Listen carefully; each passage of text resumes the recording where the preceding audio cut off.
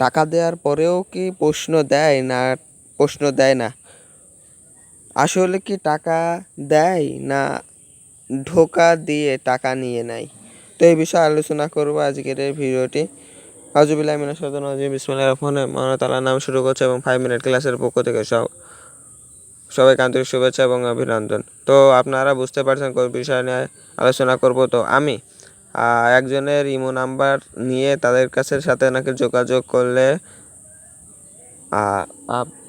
যোগাযোগ করার পরে নাকি তাদের টাকা দিলে তাদের প্রশ্নটা দিয়ে দিবে। তো এই বিষয়ে আমি তাদের সাথে যোগাযোগও করলাম। আপনারা আমার কাছ থেকে 700 টাকা নিল, 700 টাকাও আমি দিলাম। এটা আমি যাচাই বাছাই করার জন্য, মানে আমি দিইনি, আমার এক বন্ধু সার্টিফিকেটটি নেবে তাই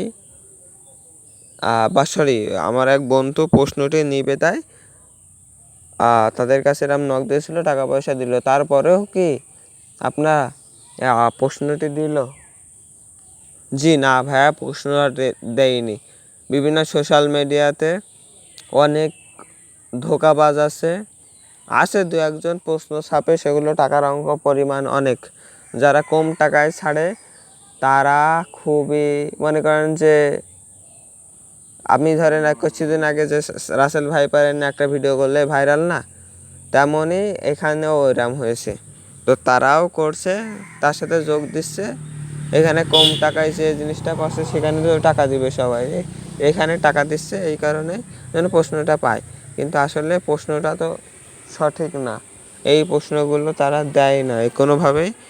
তো এই বিষয়ে আপনাদের জানানোর জন্য এই ভিডিওটি করা। তো ভিডিওটি ভালো লেগে থাকলে, এরকম আরও নিউজ পেতে থাকলে চাইলে চ্যানেলটি সাবস্ক্রাইব করে রাখতে পারেন, পাশে থাকা বেল আইকনটি বাজিয়ে রাখতে পারেন।